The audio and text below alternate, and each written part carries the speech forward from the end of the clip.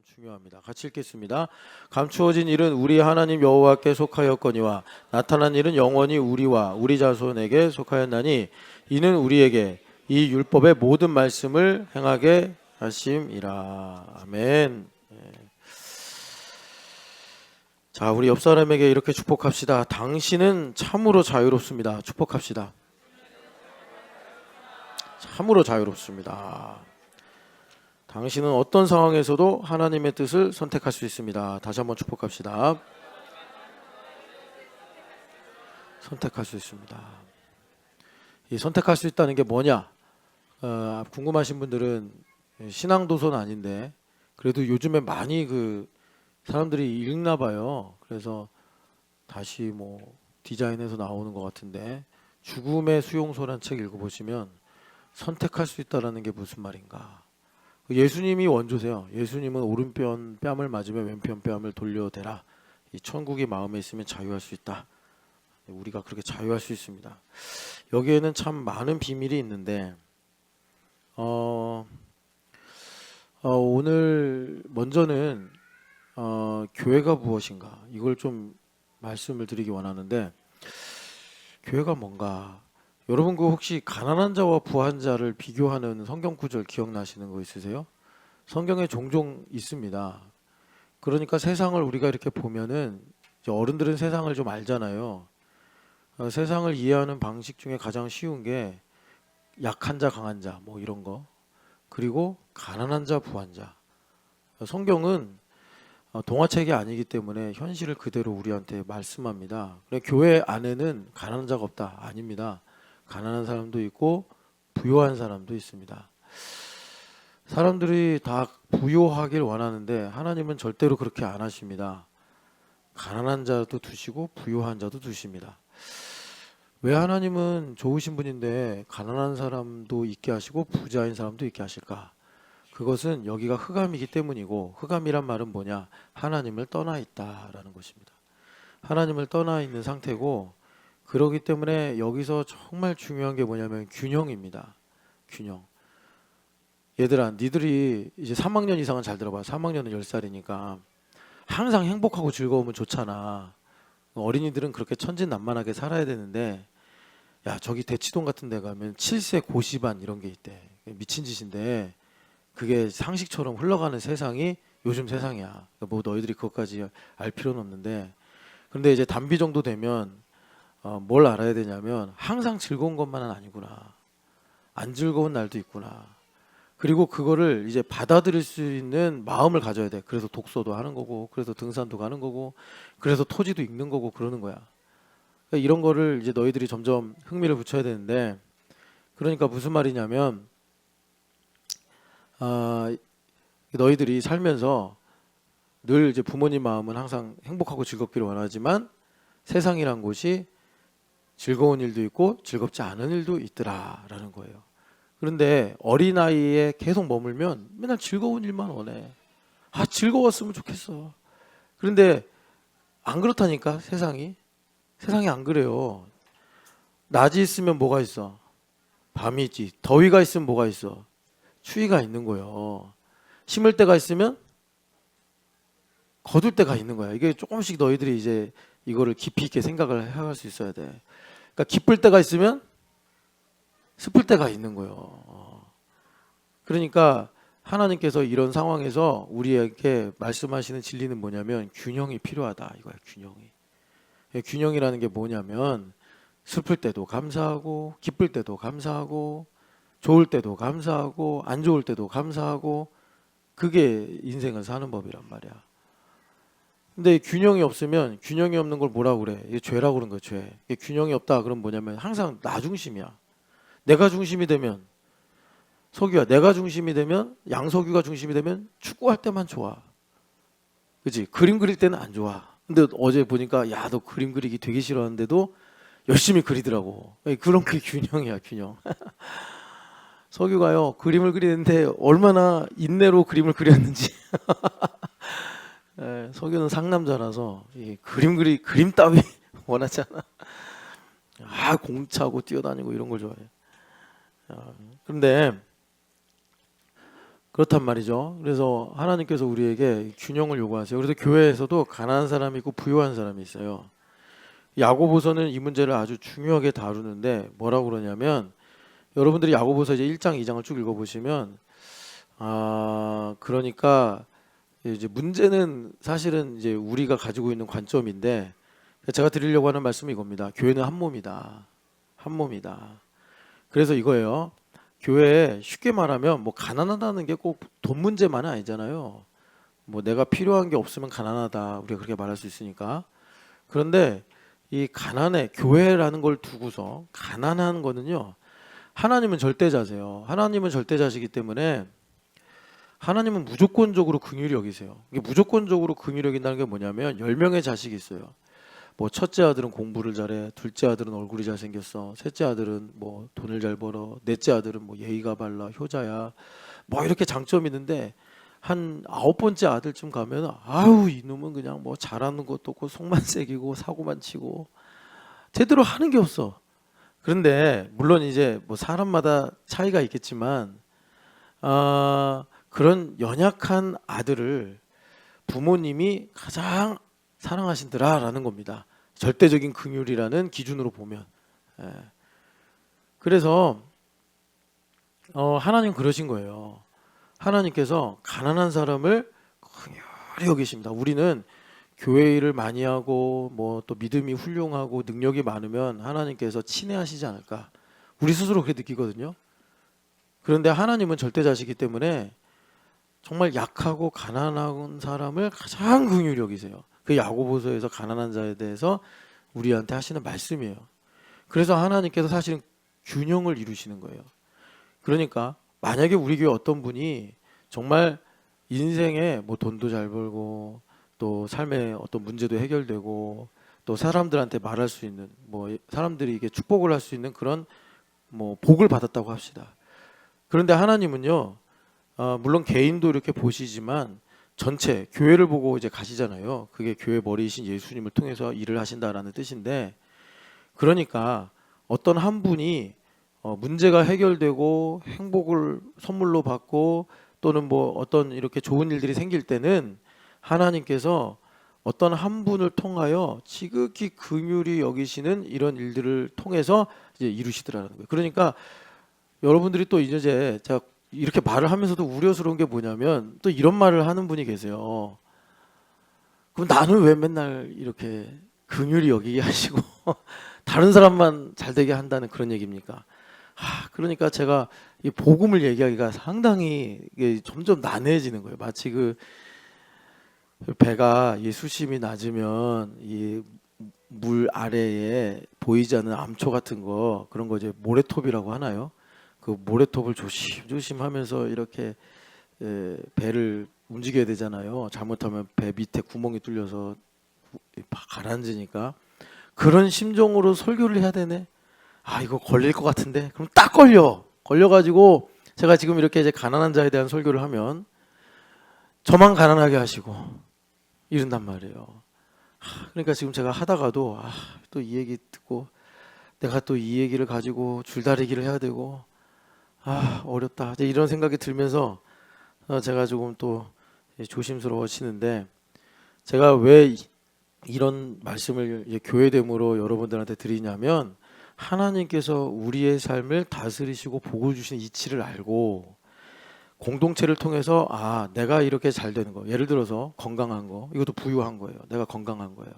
내가 이렇게 하나님께 건강의 복을 받는 건 내가 건강을 위해서 기도를 많이 하거나 내가 건강을 위해서 특별히 하나님 앞에 뭘 헌신해서가 아니라, 어떤 한 분이 정말 인생의 고통을 가지고 하나님 앞에 겸비할 때 하나님께서 그 사람을 신촌연합교회에다 보시면서 자비를 베푸시는 그런 일로, 내가 사실은 뭐 특별히 타고난 건강도 있겠지만 하나님께서 건강을 허락하실 수 있는 흑암 세상에서의 근거가 되는 거다, 이 얘기를 드리는 거예요.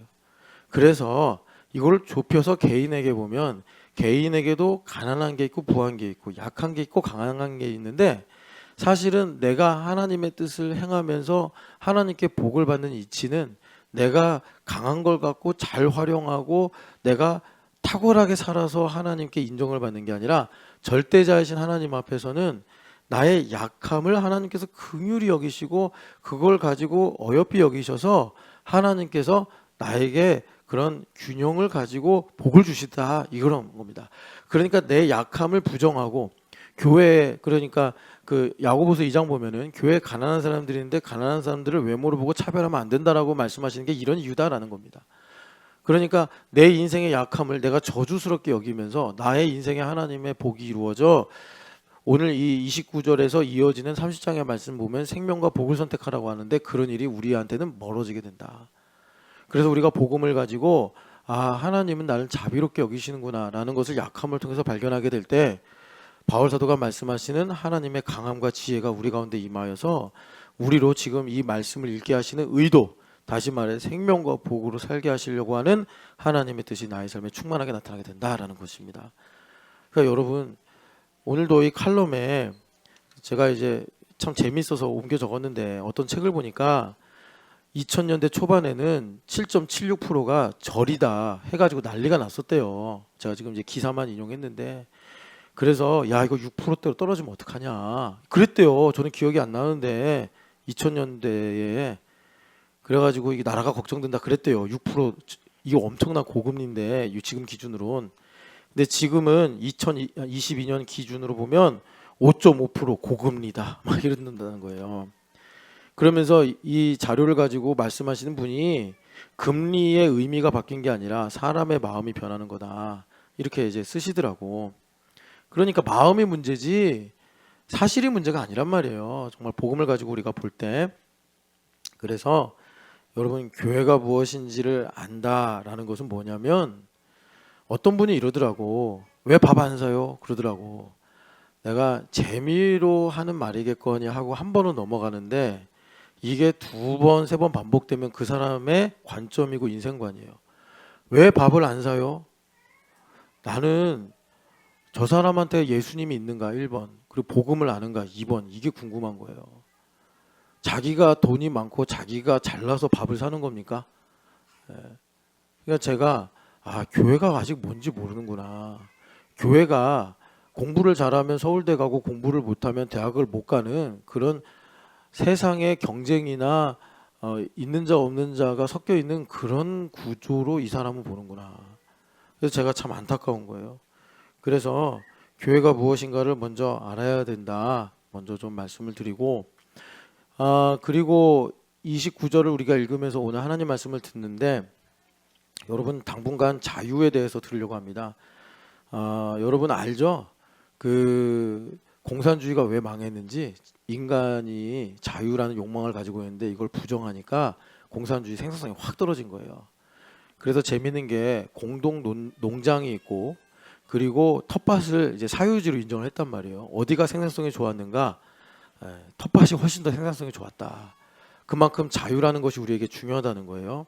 그래서 자유의지를 우리가 얼마 기간 동안인지 모르겠는데 집중해서 볼 거고 오늘 여러분들 말씀을 보면서 이제 우리가 이 자유를 집중해서 보려고 하는 이유가 뭐냐면 인생을 잘 살기 위해서 그런 겁니다. 여기 하나님께서 생명과 복을 너희가 선택하라 15절 보면은 이 생명과 복은 천국 이야기가 아니에요. 오늘이라고 그랬죠. 오늘. 그러니까 오늘 여러분 우리가 죽었습니까? 살아있지 않아요? 그러니까 오늘 내가 현실에서 이 땅에서 생명과 복으로 살길 바란다. 하나님 말씀이에요. 그걸 니들이 선택하면 된다. 애굽에서 선택권이 없었단 말이에요. 근데 이제 가나안 땅에 들어가면 선택권이 있다라는 거 주님 말씀하시는 겁니다. 그래서 여러분 우리가 자유의지를 지금 강조하면서 들으려고 하는 이유는 뭐냐면 인생 때문에 그런 거예요. 인생. 그래서 우리가 빨리 벗어나야 되는 게 아까 또 내가 모래톱 이야기하면서 이런 얘기하면 꼭 그런 말이 나와서 또 내가 말하면서 이게 노이로제 걸리는 거예요. 이제 노이로제가 이 복음을 가지고 이제 얘기를 하면 율법적으로 얘기하면 잘 알아듣는데 복음으로 얘기하면 꼭 그런 게 그럼 나는요 막 이런 식으로 나온단 말이에요. 복음을 모르니까. 그러니까 제가 이제 말씀드리려고 하는 게 뭐냐면 제발 좀 인생관 좀 바꿔라. 그러니까 여러분 오늘 우리가 지금 이제 마음이라는 얘기 많이 듣잖아요. 잠언에 보면 지혜가 뭐냐? 마음을 보는 게 지혜래요. 돈을 어떻게 버는가? 이게 아니래요. 역사 지식 이게 아니래요. 정말 성경에서 말하는 생명을 주는 지혜는 뭐냐면 마음을 보는 지혜래요. 내 마음이 어떤가. 그래서 여러분 마태복음에 보면은 천국 비유 중에 혼인잔치 비유가 있잖아요. 그 중에 초대를 받아서 잔치에 참여했어요. 참 좋죠. 근데 그 중에 여러분 마지막에 결론 보면은 예복을 입지 않아서 쫓겨나는 사람이 나와요. 그 예복이 뭐겠습니까, 여러분? 마음의 문제예요. 그래서 여러분 우리가 예복을 입는다라는 거는 마음에 예수님의 옷을 입는 거예요. 그러니까 이제 우리가 바꿔야 된다는 게 뭐냐면 누구 때문에 불행하고 이것 때문에 내가 불행하고 저것 때문에 내가 안 되고 이런 좀 인생관, 이 고리타분하고 정말 뭐라 그럴까, 꼬장꼬장한 이 인생관을 좀 바꿔서 이젠 내 마음을 보고 좀 신박한 얘기 좀 하자고요. 예. 신박한 얘기, 새로운 얘기, 신선한 얘기, 미래가 있는 이야기, 이제 이런 얘기를 하자고. 나 예수님 때문에 행복하다 이런 얘기 좀 하자고. 내가 이래서 불행하고 저래서 안 되고 이러지 말고 예수님 내 마음에 이 일을 위해 오셨으니까 이제 예수님 때문에 이래서 행복하고 저래서 행복하는, 바울 사도가 말한 자족하는 일체의 비결 좀 가지고 살자 이거예요. 예, 그래서 일단 그거를 바꿔야 되고, 우리가 지금 29절을 보면서 자유를 말씀하는 집중하는 이유는 뭐냐면, 그래서 우리가 이 하나님께서 마음으로부터 모든 걸 다 이제 결정하시고 이루시는데 성경에도 말하지만 공자도 그렇게 말했단 말이에요. 그러니까 맨날 마음을 갈고 닦아서 몸에서 빛이 나면 수신하면 제가 치국이 된다 이러시잖아요. 주님께서 통치하시는 거죠. 마음에서 시작이 된다면 마음에서. 그래서 여러분 있잖아요. 예수님 믿는 사람들은 신앙의 횟수가 늘어나면 늘어날수록 이 마음에 대해서 프로페셔널해져야 됩니다. 마음에 대해서 상대방의 마음을 잘 들을 수 있어야 돼요. 그리고 내가 가지고 있는 마음의 문제, 뭐 마음의 생각을 잘 얘기하게 할 수 있어야 돼요. 이러잖아요. 너 왜 그래? 이게 마음이 프로페셔널하지 않은 거예요. 적어도 너가 그러니까 내가 기분이 나쁜 건 지금 내 마음이 이래서 그런 거야. 이렇게 얘기해야 되는데 마음을 다루는데 서투른 사람은 너 때문에 내가 이래. 이러면서 그냥 자기 마음을 확 그냥 이게 구종물 버리듯이 이게 껴얹어 버려요. 그러면 그 사람은 왜 저러는지도 모르면서 구종물 맞아가지고 기분도 상하고 자기도 이제 뭐 하여튼 피해를 받는 거예요. 손해를 보는 거예요. 우리 부모들이 얼마나 자녀들한테 그런 말을 많이 해요. 말이라도 그렇게 하면 몰라. 이제 막, 예, 또 이제 막 모욕감을 주고 그러잖아요. 그러니까 우리가 여러분 마음 전문가가 돼야 되는데 그러면 마음을 뭐로 보냐? 마음을 여러분 희미한 불빛으로도 볼 수 있습니다. 뭐 강의를 듣거나 책을 보거나 그러면 희미한 빛으로 마음을 봐요. 그런데 여러분 마음을 정말 환하게 잘 볼 수 있는 그 방법이 있어요. 그게 뭐냐면 기도예요. 기도. 그래서 기도를 하면은 성령 하나님께서 내 마음이 어떤지를 잘 보여주세요. 기도를 해서 능력을 받고 기도를 해서 뭐 대단한 진리를 깨닫는 것도 중요하지만 그것도 이루어지겠지만 가장 기본적으로 그런 것들을 내가 가지고 알려면 마음이 온전해야 되거든요. 마음 상태가 잘 돼야지 말하자면 성령 하나님께서 하시는 말씀도 잘 들을 수 있고 보여주시는 것도 잘 볼 수 있는 거예요. 그러니까 성령 하나님 내 안에 오셔서 마음을 이렇게 비추시는데 그게 기도라고요. 그래서 성령 하나님 만나 뵈면 성령 하나님 내 마음에 계셔서 내 마음이 어떤가, 내 마음이 지금 가난한가, 내 마음에 지금 어디가 부서져 있는가, 어디가 어두워 있는가, 어디가 기울어져 있는가 이런 것들을 성령 하나님께서 잘 보신단 말이에요. 잘 보셔서 이제 내 인생에 생명의 근원이 마음에 있느니라. 이 마음이 나를 바꾸고 변화시킨다라는 것입니다.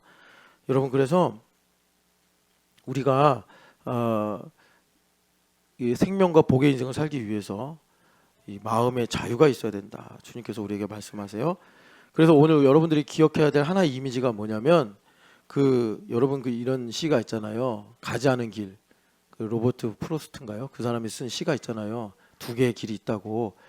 지금도 여기 보면은 주님께서 두 개의 길을 말씀하시는데 두 개의 길은 오늘 내가 생명으로 갈 것인가 사망으로 갈 것인가 이 두 개의 길도 있고요. 또 수직적으로 보면은 감추어진 길이 있고 나타나는 길이 있더라. 주님이 이렇게 말씀하시는 거예요. 그래서 주님께서 인생을 알 수 있는 좋은 표본을 우리에게 하나 보여주시는데 로버트 프로스트의 시처럼 두 개의 길이 있다. Two roads, 두 개의 길이 있다. diverged, 나누어진 두 개의 길이 있다. 우리는 옛날에 애굽에서 살 때는 무조건 사망과 저주로 가는 길에 끌려갈 수밖에 없었어요. 그래서 너 때문에 불행해. 네가 이래서 그런 거야. 뭐 너가 그래서 내가 지금 이런 거야. 맨날 사망과 저주의 길로 갔다고. 그런데 이제 주님께서 우리에게 말씀하시기를 두 개의 길이 있고 너희들이 선택할 수 있다. 진리를 알면 선택할 수 있다. 주님께서 우리에게 자유를 말씀하십니다. 여러분, 오늘이라는 그 단서에 있는 것처럼 여러분 이제 왜 누구 때문에 불행하고 누구 때문에 안 되고 누구 때문에 속상하다, 이제 그런 원수막의 거짓. 여러분, 예수님께서 자유를 설교하신 자유의 대헌장 요한복음 8장에 보면은 자유 얘기했어요. 자유가요, 이게 어려운 주제예요. 왜 어렵냐면 민감하거든요. 그래서 예수님 자유 설교한 다음에 돌에 맞아 죽으실 뻔했잖아요. 여러분 요한복음 8장에 보면. 그런데 예수님 자유를 말씀하실 때 어떤 주제를 가지고 민감하게 말씀하셨냐면 거짓의 문제. 거짓이 뭐냐면 이런 거예요. 전보문 집사님이 인생을 사는데 부모님 때문에 불행하고, 애들 때문에 불행하고, 남편 때문에 불행하고, 뭐 또 교회 때문에 불행하고, 세상 때문에 불행하고, 이게 거짓의 아비 사탄의 이 거짓말이다. 그러니까 이제는 우리가 진리를 알고 예수님을 믿으니 이제는 그 거짓말에 속지 말고 이제는 진리 가운데서 하나님 때문에 행복하고 예수님 때문에 살맛이 나고 이러고 살아야 된다. 그런데 예수님을 우습게 알면은, 자, 내가 살다가 10만 원 손해봤어요. 아, 뭐 이 정도쯤이야. 그런데 뭐 한 1억 정도 손해를 봤다고 합시다. 그러면 이 일을 내가 못 참아. 나 이거는 도저히 견딜 수 없어. 그러면 예수님이 1억보다 그러니까 값싼 예수님이 되는 거예요. 여러분, 인생이 그런 겁니다. 그러니까 지금 내가 너 때문에 불행해 그러면 얼마나 내가 예수님을 홀대하고 있으며 예수님을 그러니까 무가치하게 대하고 있으며 예수님을 싸구려 취급을 하는지를 내가 지금 증거하고 있는 거예요. 그러니까 옆에서 마귀는 잘한다 이러는 거고, 성령 하나님은 그냥 아무 말씀하지 못하시고, 이게 진짜 무서운 죄인데 아무 말씀 못하시고 그냥, 왜? 내 마음이 굳어지면 성령 하나님은 아무 말씀, 보혜사시기 때문에 아무 말씀 안 하시거든요. 그냥 그 듣기 싫은 말, 예수님을 무가치하다, 뭐 여러분, 그러니까 내가 너 때문에 불행해, 이 말은 뭐냐면, 제가 이거를 영적으로 바꿔서 설명해 드릴게요. 예수님 왜 피곤하게 나를 위해 돌아가셔가지고 그냥 살기도 먹고 살기 힘든 이 세상에 나를 더 힘들고 더 어렵게 만듭니까? 하면서 내가 말하자면 불효하는 거예요. 내가 부모님한테 뭐 인생 살기 힘들다 어렵다 막 이런 얘기를 하는데 부모님은 다 알아듣고 들으시거든요. 어머니 왜 저를 낳으셔서 이렇게 힘들게 하시나요? 이런 얘기를 하고 있는 거예요. 인생이, 이 미친 정신 나간 아들이. 안 되잖아요. 그러면 그게 정말 부모님 가슴에 대못을 박는 거 아닙니까? 우리가 살면서 너 때문에 불행해, 너 때문에 인생 안 돼, 막 뭐 나 살맛이 안 나, 뭐 막 저도 뭐 이럴지도 모르겠어요. 나 죽고 싶어, 나 죽을 거야. 그게 무슨 말이냐면, 예수님 왜 날 위해 내가 죽어달라고 그랬나요? 왜 날 위해 죽으셔가지고 왜 내 인생을 이렇게 더 힘들고 어렵게 하십니까? 그러는 거라고. 근데 그게 나중에 이제 죽으면 정신이 차려져요. 왜냐하면 이제 모든 게 다 보이니까. 야, 이게 예수님의 손에 못을 박은 게 아니라 심장에다 못을 박고 살았구나. 내가 미친 사람이었구나. 내가 예수님의 심장에다 못을 박고 살았는데, 예수님 심장에 못을 박으면 어떻게 하겠어요? 막 숨이 안 쉬어지실 거 아니에요. 손에 못 박으면 손만 아프고 찢어지고 마시겠지만, 여기다 못을 박으면 예수님 심장에, 아니 예수님을 그러면 안 믿는다고 하면은 예수님이 심장에 못을 박힐 일이 없는데, 자기 예수님 믿는데, 그리고 예배도 하고 뭐 예물도 드리고 뭐 기도도 한다고 그래. 그러면서 틈만 나면 예수님 심장에다 자 다시 한번 못 좀 박아볼까요? 이러고 있어요. 이제 정신 차리고 살 때가 됐다고요. 히브리서에 죽으신 예수님을 다 십자가에다 못 박는 게 그런 거 아니냐 말씀하지 않습니까? 그래서 여러분, 원수마귀는 예수님 안 믿는 사람을 고통스럽게 하는 것보다 예수님을 극도로 미워하는 존재이기 때문에 믿는 사람들이 예수님에 대해서 험한 말을 하고 교회에 대해서 험한 말을 하는 것을 더 좋아해요. 여러분, 이 말 무슨 말인지 아시죠? 그러니까 엄태호 목사가 오늘 내 인생에 대해 한숨을 쉬면서 난 왜 이렇게 사냐, 그 말을 하는 것을 안 믿는 사람 수백 명이 지옥 가는 것보다 훨씬 좋아한다고. 왜? 그는 하나님을 라이벌로 여기고 하나님을 늘 대적하기 때문에 저를 통해서 얻는 기쁨을, 그게 이제 죄악이죠, 그 기쁨을 더 크게 여기더라. 그래서 여러분, 이렇게 하루를 더 사는 것을 이제 멈추고 이제 정신을 차리고 내가 누구고 나에게 주신 자유가 뭔가, 이걸 이제 우리가 알고 살자, 이 말씀 드리는 겁니다. 속지 말자. 원수마귀한테 속지 말자. 예수님께서 다시 한번 요한복음 8장에 그 하기 싫은 설교, 예수님이라고 돌에 맞는 걸 좋아하시겠어요? 그 하기 싫은 설교 뭐예요? 너희의 아비는 거짓의 아비다. 그 말은 뭐겠어요? 니네 나쁜 놈이다 이 얘기가 아니라 그 거짓말에서 제발 좀 벗어나. 누구 때문에 불행하다고, 이것 때문에 내 인생이 불행하다고 생각하는 그 거짓말에서 벗어나. 제발 좀. 거기서 이제 나와. 왜 그 똥구덩이에 빠져가지고 왜 그 시궁창에 가라앉아 있냐. 빠져나와. 여러분 자유케 되시기를 축복합니다. 그래서 자유란 무엇이냐. 자유는요, 창조하신 하나님 아버지의 뜻대로 사는 것이 자유예요. 자유예요. 이걸 꼭 기억하세요. 자유는 내가 하고 싶을 때 하는 걸 자유가 아니에요. 원하는 걸 내가 가지는 게 자유가 아니에요. 남에게 피해를 안 주고 사는 게 자유가 아니고 하나님의 뜻대로 살아가는 게 자유다.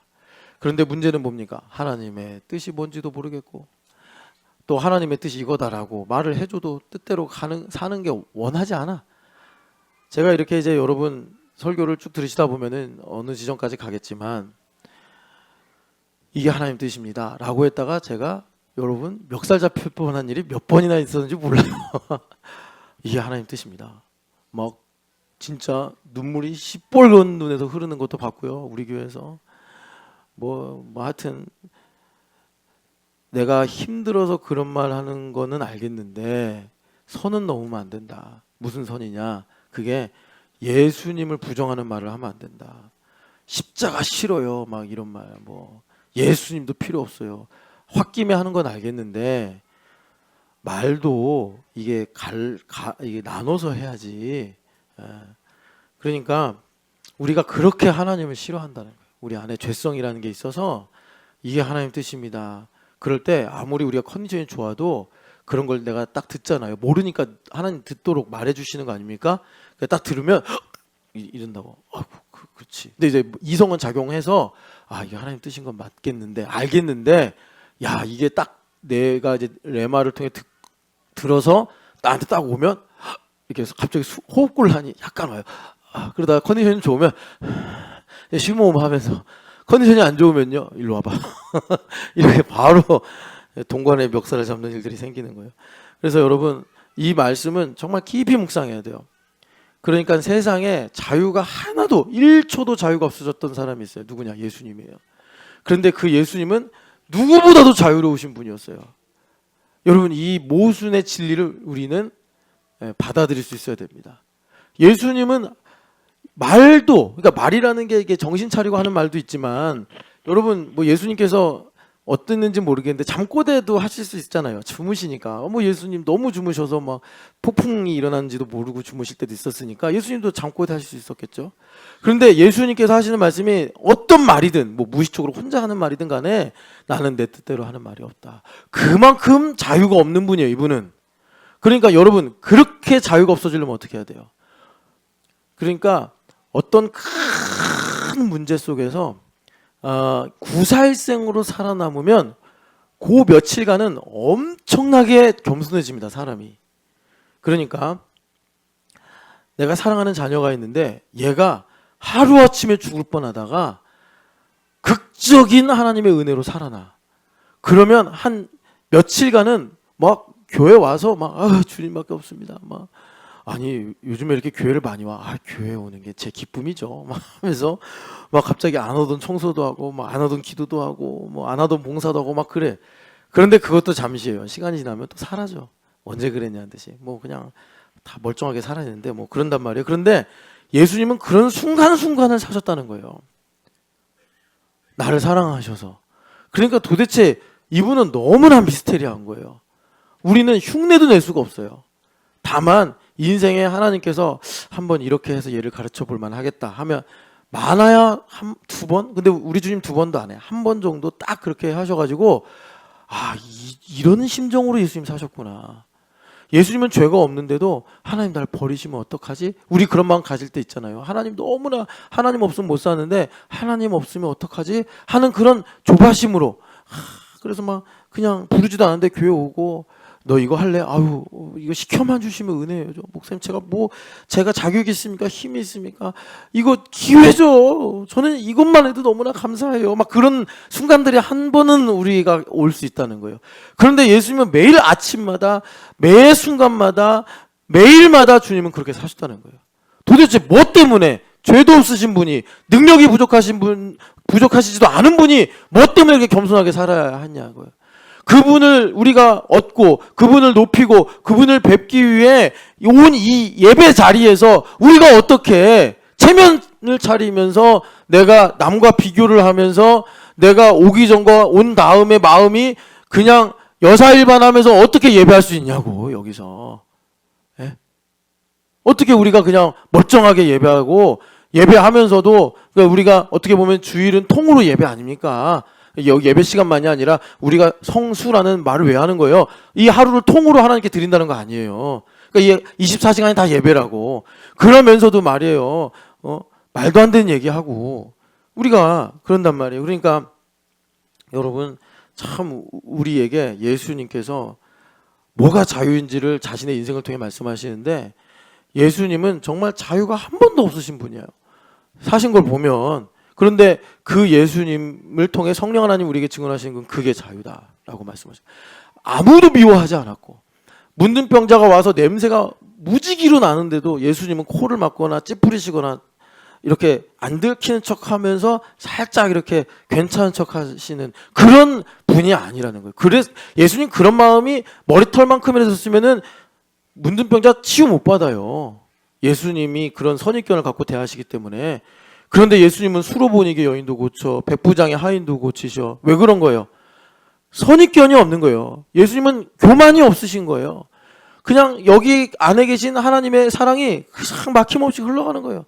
그 말은 뭐예요? 예수님은 늘 행복하신 거예요.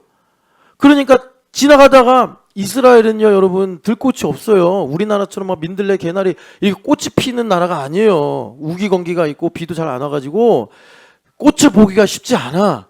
예수님 걷다가 이름 없는 꽃이 그게 우리 한글 성경에는 이제 백합이라고 번역이 됐는데 그냥 꽃이요, 그냥 꽃, 들꽃, 민들레 같은. 근데 그 꽃을 보고 예수님은 너무나 행복하다고 하시는 거예요. 이렇게 행복할 수가 있어? 하나님 날 이렇게 사랑하시는 거야? 아니 그러니까 도대체 이분은 뭐 집도 없다고 그러고 돈도 없다고 하시는 분이 뭐가 그렇게 행복할까? 이 겸손이에요, 겸손. 여러분 예수님의 자유를 사모하시기를 축복합니다. 그래서 예수님의 자유는 뭐예요? 하나님 뜻대로 살아가는 자유. 그래서 예수님께서 그걸 뭐라고 말씀하셨냐면 나는 성전이다 이렇게 말씀하시는 거예요. 그러니까 성전이다 이건 뭐냐면 자 성전은요 여러분 우리가 성막에서도 보고 또 솔로몬 성전에서도 보지만 하나님께서 정확하게 정하신 대로 지어져야 성전이 성막이에요. 그러니까 나는 내가 그냥 사는 것인데 그리스도 예수 안에 있으니까 연역적으로 지금 이것이 하나님 뜻대로 된 거구나라고 믿을 수 있는 거예요. 나는 더 가지고 싶은데 나는 열을 가지고 싶은데 5만 주죠. 그러면 이 5를 가지고 자본주의 개념으로 보면 나는 가난하거나 비교적 나는 뭐 능력이 부족하거나 나는 뭐 심지어 죄악이 있구나 이렇게 생각할지 모르지만 이 성경의 관점으로 보면은 5가 진리구나. 이걸 통해서 그리스도를 발견하게 하여 나를 하나님의 영원하신 여호와 샴마 거룩한 성 예루살렘으로 만들어 가시는구나. 주님 찬양합니다. 이렇게 되는 거예요. 그런데 못마땅해. 나는 5보다 6이 되고 싶고 100이 되고 싶고 1000이 되고 싶어가지고 봐라 내가 이런 사람이다 입증하고 싶은데 안 되는 거예요. 그래서 여러분 주님께서 우리에게 말씀하셨습니다. 그리스도께서 너희를 자유롭게 하시려고 자유롭게 하셨으니 다시는 종의 멍에를 매지 말라. 여러분 우리는 자유한 인생임을 믿으시고 선포하시기를 축복합니다. 그래서 아까 말씀드린 것처럼 이 자유의 문제 이걸 우리가 이제 계속 몇 주간 들어야 되는데 그건 뭐냐? 그러니까 우리의 이 요한복음 8장에 나오는 것처럼 하나님의 뜻에 대한 본능적인 반감이 있단 말이에요. 지금 벌써 교회는 신령한 곳이잖아요. 5월 4일 주일날 우리 고양시 YMCA 청소년 센터에서 우리 어린이들과 함께 체육대회를 합니다. 난 가지 말아야지. 내가 왜 가? 이런다고 벌써. 이게 이래서 안 되는 거라고 내가. 아니면 이제 여기까지 제가 이게 약을 치는 거 아닙니까? 어떻게 그러면 이게 가긴 가겠는데 막 이제 이제 이런 상태가 되는 거예요. 그게 뭐냐? 체육대회를 하기 싫은 마음이 아니라 하나님을 향한 반감이라고. 떡볶이. 난 떡볶이 싫은데. 뭐 여기서부터 될 수가 있어요. 하여튼 간에 여러분, 주님께서 우리를 교회로 부르셔서 하시는 일은 뭐냐면 신령한 일인데, 이 신령하다는 건 뭐냐면 교회에서 하는 모든 일들, 뭐 사람을 만나거나 대화를 하거나 뭐 무슨 봉사를 하거나 또 여러 가지 일들을 하는데, 이런 모든 것들을 통해서 우리 하나님은 신령한 복을 주길 원하신다. 신령한 복이 뭐냐? 그러니까 내가 그리스도를 얻는 것이고, 그리스도를 얻으려면 회개를 해야 되잖아요. 회개는 뭡니까? 내가 죄로부터 돌이키는 것이니 하나님을 향한 하나님의 뜻에 대한 본능적인 반감이 우리 안에 있다고. 그래서 여러분 부탁드리는 건 이거예요. 내가 하나님을 위하여 산다. 이건 너무나 당연한 진리 아닙니까? 우리가 예수님을 믿는데 하나님을 위해 안 살 이유가 뭐가 있어요? 그런데 하나님을 위해 살지 않고 구원받은 사람인데 사망과 저주의 길을 가듯이 나를 위해 사는 인생의 이 틀을 가지고 있으면 우리 신촌대학교는 모든 게 부딪혀. 뭐 다른 교회 내가 안 그렇다는 얘기가 아니라 우리 교회는 그런 특성이 너무 강해요. 왜냐하면 믿음은 실상이다. 이걸 우리가 신앙으로, 말씀은 실상이다. 이걸 신앙으로 고백하기 때문에 무슨 말이냐면 이 모든 게 다 신령한 현상들이란 말이에요. 그래서 내가 하나님을 위하여 산다라는 이 분명한 믿음이 없으면, 하나님 중심의 내용이 없으면 교회에서 하는 모든 일들이 마음에 안 들어. 그리고 다 그냥 나랑 부딪히고 왜 이 교회는 이렇게 하지? 뭐 이런 생각이 계속 드는 거예요. 그 뿌리는 뭐냐면 그게 맞냐 틀리냐 좋으냐 안 좋으냐 이게 아니고 나랑 맞냐 안 맞냐 이것도 아니고 중요한 원인은 뭐냐면 그러니까 내가 나를 위해 살고 있느냐 하나님을 위해 사느냐라는 것을 주님께서 계속 질문하시는 거예요. 계속 질문하시는 거고 이건 죽을 때까지 우리가 주님 앞에 묻고 들어야 되는 그러니까 우리가 묻는 건 뭐냐면 하나님 나는 누구의 것입니까? 그럼 하나님은 계속 너는 내 거다 내 거다 내 거다 이게 계속 들려야 되는 거예요. 내 거다 내 거다. 그래서 하나님을 위해 살아야 되는구나. 우리 아이들이 계속해서 어제도 제가 이제 김 목사님하고 저기 전보미 집사님하고 잠깐 5층에서 얘기를 했어요. 그러니까 김시온이가 엄마 아빠가 보고 싶은데 얘가 완전 껌딱지거든요. 그런데 이제 들어갔다가는 목사님한테 한 소리 들을 것 같으니까 들어오지 못하고 밖에서 이제 언니들하고 놀고 있었나 봐요. 그런데 이 두 분은 알았는지 모르겠는데 두 분이 나갔어요. 이제 저랑 얘기를 맞춰 나가는데 시온이가 제가 이제 그 목양실 안에 있으니까 시온이 얼굴이 보이거든요. 엄마와 아빠 얼굴을 보는. 시온이가 눈동자를 정말 엄청나게 빠르게 스캔하면서 아빠의 표정이 어떠하며 엄마의 표정이 어떠한가 하면서 입은 웃고 있어요. 이게 생존 본능이에요. 이 두 사람에게 나의 생명과 행복이 걸려있기 때문에 이 두 사람이 행복해야지 내가 평안하다는 이게 이제 그 진화론자들 말로 파충류의 뇌래요. 파충류의 뇌는 본능적으로 두려움을 감지해서 이런 걸 이제 따진다고 하더라고요. 뇌가 이제 발달한다 이런 걸 이제 주장하는 사람들은 뭐 실제로 그렇기도 하고 이제 뱃속에서 아이들이 자라면서 그래서 얘는 지금 이제 파충류에서 포유류 쪽으로 이제 가는 상태예요. 뇌 발달학으로 보면 그러니까 재빠르게 김진춘의 얼굴 사사사사 금방 이제 결론 나오죠. 몸 사려야겠다. 전범이 이 신경 건들면 안 되겠다. 그래서 이렇게 웃으면서 이렇게 있는 거예요. 여러분, 그러니까 우리가 내가 이제 시온이 얘기를 너무 많이 해가지고 흐름을 놓쳤네. 두 분은 그거 알아야 돼. 애들이 항상 부모의 얼굴을 스캔하고 있다. 정확하게 알고 있다. 그래서 뭘 아이들한테 얘기해줘야 되냐면 시온이한테 너는 내 것이다. 다시 말해서 진짜 얘는 내 딸이다 이것이 아니라 안전하다라는 말을 해줘야 되는 거예요. 평안하라. 두려워하지 말라. 놀라지 말라. 내가 너와 함께함이라. 우리 하나님 말씀하시는 것처럼. 그러니까 내가 하나님 중심이 되려면 그러면 얘가 이제 어떻게 되냐. 성장하면서 그게 쌓여가지고 이제 성장하면 부모를 공경하게 된단 말이에요. 부모가 그 시그널을 게을리 보내. 난 너 때문에 불행해. 실제로 여러분 이건 참 개인적인 얘기지만 제가 참 가슴 아팠던 게 있었어요. 딸이 그런 얘기를 하더라고요. 나 때문에 불행한 것 같아 부모님이. 그래서 내가 아니라고 얼마나 내가 매달리고 사정하고 얘기해주고 절대 그런 거 아니다. 그냥 어른들은 살다 보면 스트레스가 많아서 그런 거다라고 해명해주고 그랬는데 아이들은 우리가 아이였을 때 기억을 잊어버려서 그러는데 아이들은 거기에 목숨을 걸고 사는 거예요. 그래서 땀 흘리고 열심히 사는 거라고 우리 아이들이. 그러니까 부모의 역할은 하나님처럼 너는 내 것이다. 평안하라. 안전하다. 두려워하지 말라. 그러니까 무슨 말이에요? 나는 너희들 때문에 행복하다. 너희들만 있으면 된다. 이거를 해줘야지 이 아이들이 그게 쌓여서 부모님을 공경하는 인생의 주님 그러셨잖아. 이 땅에서 너가 장수하고 잘 살게 될 것이다. 이걸 이제 주님께서 우리에게 알게 하신다고. 똑같아요. 하나님께 우리가 물어야 돼요. 하나님, 전 누구 겁니까? 너는 내 것이다. 내 딸이다. 너가 불 가운데로 지나가도 물이 너를 사르지 못할 것이고, 물 가운데로 지나가도 물이 너를 침몰시키지 못할 것이다.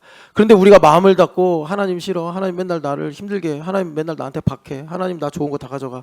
이러니까 그냥 미숙한 거예요. 맨날 미숙한 거예요. 미숙한 거예요. 여러분, 하나님을 위하여로 바꾸셔야 됩니다.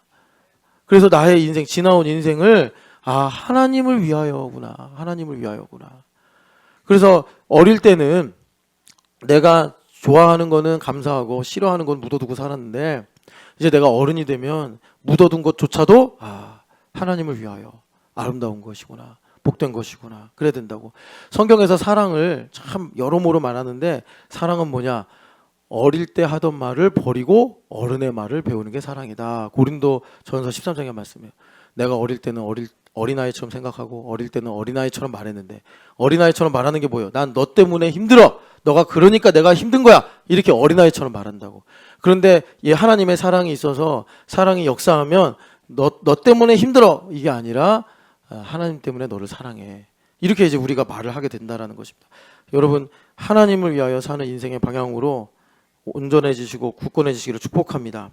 그래서 우리가 하나님을 위해 살려면 지금 여기 29장부터 30장은 참 신명기에서 중요한 장인데 29장 4절을 읽어보겠습니다. 같이 읽어볼게요. 그러나 깨닫는 마음과 보는 눈과 듣는 귀는 오늘까지 여호와께서 너희에게 주지 아니하셨느니라. 그러니까 다시 말씀드리면 4절 이후부터는 주시겠다는 얘기예요. 그런데 이 깨닫는 마음, 보는 눈, 듣는 귀는 성경에 참 중요한 주제인데 이게 열리지 않으면 계속 미워하고 산다고. 이게 열려야 된다는 거예요. 미워하고 산다는 건 뭐냐면 하나님을 외면하고 산다는 겁니다. 그래서 주님께서 열어주시면 어떻게 되느냐. 5절 보면은 옷이 낡아지지 않았고 신발 뒤창이 이게 달지 않았고 뭐 이런 거예요. 그러니까 여러분 사실 이 5절은요 당연하다고 여기는 거예요. 그게 뭐 감사해요. 남들은 나이키 신는데 나는 맨날 슬리퍼만 신기시고 옷이 낡아지지 않았지 않느냐. 다 옷 입고 있잖아요. 이렇게 되는 거예요. 이게 되게 웃긴 거예요. 근데 여러분 이게 참 큰 복이거든요. 왜냐하면 이거를 주님께서 이제 기점으로 삼아서 나를 향하신 하나님의 뜻이 무엇이며 그래서 하나님의 지혜와 능력이 얼마나 크신지를 하나하나 한 땀 한 땀 수놓듯이 알게 하시는 건데 여기서부터 막히는 거예요. 봄이야 40년 동안 너의 옷이 닳지 않았냐? 낡아지지 않았지 않았냐? 그러면 주위원도 옷 있잖아요. 주위원은 더 좋은 옷 있잖아요. 나는 맨날 요즘에 오늘은 좀 예쁘게 입고 오셨는데 나는 맨날 이런 옷 입고 이런다고. 오늘 주님께서 40년 뒤에 보자. 이렇게 가세요. 그럼 40년 지나서 다시 오셔서 봄이야 너의 신발의 뒤축이 닳지 않았지 않았냐. 그러면 또 나만 신발 신네 쟤는. 이러니까 예수님께서 꽃신을 신겨주고 싶으셔도 맨날 지신 신고 사는 거예요. 이젠 꽃신 좀 신고 살자고. 마음 좀 바꿔줘. 예? 주님께서 그래서 뭘 말씀하고 싶으신 거예요. 6절 읽어보겠습니다. 너희에게 떡도 먹지 못하며 포도주나 독주를 마시지 못하게 하셨으면 주는 너희의 하나님 여호와이신 줄을 알게 하려 하심이니라. 하나님을 아는 지식을 주기를 원하신다. 이렇게 하는 거예요. 그래서 여러분 더 충격적인 사실은 뭐냐면 이제 이 이후부터 하나님께서 생명과 복을 선택하라라고 말씀하시는데 마태복음 13장 보세요. 마태복음 13장 보면은 주님께서 이제 이런 말씀을 하시잖아요. 우리가 이거 정말 많이 읽었기도 했지만 읽어도 깨닫지를 못하니 또 읽어야죠. 자, 14부터 16절까지 읽겠습니다. 이사야 예언이 그들에게 이루어졌으니 일렀으되 너희가 듣기는 들어도 깨닫지 못할 것이요 보기는 보아도 알지 못하리라. 이 백성들의 마음이 완악하여져서 그 귀는 듣기에 둔하고 눈은 감았으니 이는 눈으로 보고 귀로 듣고 마음으로 깨달아 돌이켜 내게 고침을 받을까 두려워함이라 하였느니라. 그러나 너희 눈은 봄으로 너희 귀는 들음으로 복이 있도다. 아멘. 우리 신촌여학교를 바라보시면서 유란아 너는 복이 있다. 그런데 너 철야 때 어디 갔다 왔냐? 주님께서 이렇게 말씀하시는 거예요. 나는 다른 사람들이 철야 때 안 나오면 안 궁금하거든요. 그냥 홍성원 자매도 안 나왔어요. 어디 편찮으시겠지. 아니면 또 실험실에서 공부하고 계시겠지. 뭐 이래요. 그냥 뭐 허우성 안 나오면 그래 또 잠깐 누웠다 가야지 하다가 또 그냥 자빠져 자나보다 그냥 그러고 말아요. 그냥 또 누구냐 그 옆에 계신 분이 달달달달 볶아가지고 아이고 그냥 막 정신없다가 또 쓰러져 자나 보다 막 그렇게 생각하는 거예요. 근데 이상하게 서유란 자매가 안 나오면 왜 안 나왔을까? 또 바다를 갔나? 하여튼 간에 하나님 그렇게 귀하게 여기시는 거예요. 근데 그렇다고 또 허성 집사님은 안 귀하게 여기고 홍성원 자매는 안 귀하게 여긴다. 이렇게 좀 대입하지 말자고요. 내가 언제 그렇게 얘기했냐고. 하나님 대하시는 방식이 다르다는 건 얘기지. 그런데 여기 보면은 주님께서 우리에게 복이 있다. 왜 복이 있다는 거예요? 주식이 2배로 불어서? 그게 아니고 눈은 봄으로 귀는 들음으로 복이 있다 말씀하시는 거예요. 자, 이 말씀만 하고 이제 마무리할 텐데 이사야의 예언이 이루어졌기 때문에 복되다 이 말씀하시는 거예요. 근데 이사야의 예언이 뭐냐면 들어도 듣지 못하고 보아도 보지 못하게 된다. 이건 영광스러운 말씀이에요. 그러니까 여러분 요한복음에 보면은 예수님께서 영광의 빛으로 오셔서 사람들에게 만나셨는데 말씀하셨는데 어떤 사람은 빛 가운데로 나오고 어떤 사람은 어둠을 사랑하여 빛을 미워하였다 이런 말씀이 있거든요. 그러니까 빛을 미워하여서 이 하나님을 향한 반감에 사로잡히는 게 뭐냐면 어둠을 사랑하는 거란 말이에요. 어둠을 사랑하는 것. 여기서는 뭐라 그러냐면 보아도 보지 못하며 들어도 듣지 못한다. 왜? 마음이 완악해져서. 이게 심판이다. 주님 말씀하시는 거예요. 그런데 주님께서 제자들한테 말씀하시기를 니들은 이미 복이 있다. 왜? 지금 예수님하고 같이 있으니까 이들은 이제 교회가 된 거예요. 그래서 보면 보이고 들리면 들리는 거예요. 들으면 들리는 거예요. 자, 여러분 이 말씀을 이사야 선지자가 이사야서 6장에 하시는데 이 말씀을 어떻게 하게 되셨냐면 어떻게 듣게 되셨냐면 우시야 왕이 죽던 해에 하나님의 성전에 갔어요. 이사야 선지자가. 그랬더니 거기에 하나님의 영광이 충만한 거예요. 그 충만함을 뭐라 그러냐면 여호와의 옷자락이 성전에 가득하였다. 이렇게 말씀해요. 그러니까 제가 뭐 그걸 가시적으로 보고 하신 건지 묵상하면서 비유로 표현하신 건지 모르겠는데 하나님의 옷자락이 성전에 가득하였다. 그거는 오늘 우리로 말하면 신촌연합교회 125-27번지로 오는데 그냥 멀리서 저 화인 빌딩이 보이기만 해도 정말 마음이 평안하다. 계단 하나하나 올라가면서 주님 감사합니다. 여기 들어올 때 애들이 왔다 갔다 하고 뭐 그런데 인사를 하든 말든 간에 사람들이 나에게 먼저 악수를 청하든 말든 간에 그냥 여기가 향기로운 꽃밭이 된 것 같아요. 여러분 요즘에 5월이라 라일락이 많이 폈더라고요. 라일락. 그러면 바람에 싹 보면 라일락 향이 불잖아요. 라일락 향기 좋아하십니까? 그런 것처럼 여기 오니까 천국의 향기가 가득한 거예요. 주님 제가 참 아까 전에 이 사람 집사님 어떻게 일주일간 살았는지 아주 험악하게 기도를 하시더라고요. 막 좌로 우로 치우쳤다 그러고 뭐 하여튼간 아이고야 주님 우리가 그렇게 살았군요. 이 사람 집사님만 그런 게 아니라 이 사람 집사님이 대표니까 우리 다 그렇게 산 거예요. 그러니까 우리 진짜 지금 이제 F 직전 D야. 재수강해야 돼요. 부활주의. 그런데 그게 진리란 말이에요. 그래서 우리가 상한 심령을 주님께 드릴 때 우리가 이제 은혜를 받는 건데 이 사람 집사님 오니까 이게 이제 꽃향기를 맡는 거죠. 천국의 꽃향기를 탁 맡으니까 하나님 저는 정말 이 똥냄새만 나는데 이 꽃밭에 오게 해주셔서 감사합니다 그랬더니 이 사람 집사님이 이제 똥냄새가 아니라 향기로운 꽃이 돼서 여기서 그렇게 기도를 하신 거예요. 이게 하나님의 옷자락이 성전에 가득하였더라 이겁니다. 예. 그런데 옷자락 하면 생각나는 사람이 있죠. 누구예요? 12년 동안 혈류증에 걸린 여인. 여러분 그때 보면 누가 나를 만졌느냐 예수님 그러셨잖아요. 그랬더니 베드로 선생님이 뭐라고 그래요? 예수님 여기 지금 사람이 가득합니다. 이 사람도 만지고 저 사람도 만지고 앞에서 뒤로 막 예수님 마치 2호선 3호선 출근 시간에 탄 것처럼 이리 치고 저리 치고 막 지금 이러고 있는데 누가 예수님 만졌는지 어떻게 합니까? 지금 사방에 다 만지고 있습니다. 그런데 그중에 딱 한 사람 한 여인만 치유를 받았단 말이에요. 왜요? 그 옷자락을 만지는 믿음이 있으니까. 지금도 마찬가지예요. 이 교회 안에 하나님의 성전의 그 충만한 영광처럼 하나님의 옷자락에 가득하단 말이에요. 이 옷자락에 스치기만 해도 내 마음이 살아나고 내 인생의 변화가 되는데 누가? 혈류증 걸린 여인과 같은 마음. 옷자락만 만져도 낫겠다. 아까 이사람 집사님이 하신 것처럼 그 이제 기도를 간단하게 말하면 하나님 저는 정말 형편없이 살았는데 여기 오니까 꽃밭입니다. 주님 저를 꽃되게 주셔서 감사합니다. 입에서 이제 꽃만 나가는 거예요. 꽃. 야 어디 갔냐? 아들 준하가. 준하기 안 보이네. 혼자 오셨어요? 그래. 나는 준하기한테 오늘이 기회니까 아빠한테 뭐 사달라는 거 있으면 다 사달라고 해라 얘기하려고 그랬더니 기회를 놓쳤네.